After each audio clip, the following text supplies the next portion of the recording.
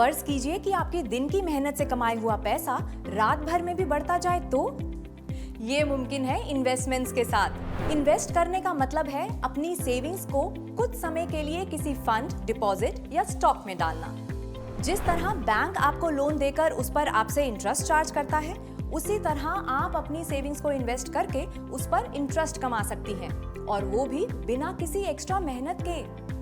बस इन्वेस्ट कितना और कहां करना है ये समझना जरूरी है। सेविंग्स को इन्वेस्ट करने के बहुत सारे ऑप्शंस होते हैं, जैसे bank FD, PPF, mutual funds, stocks, gold या बॉन्ड्स।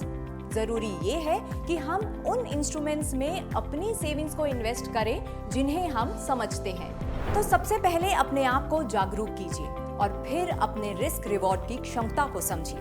कुछ इन्वेस्टमेंट्स हाई रिस्क के साथ हाई रिवॉर्ड यानी ज्यादा इंटरेस्ट देने की कैपेबिलिटी रखते हैं, जैसे कि स्टॉक्स या शेयर्स। पर समझना ये जरूरी है कि उनमें छोटी अवधि में लॉस भी हो सकता है।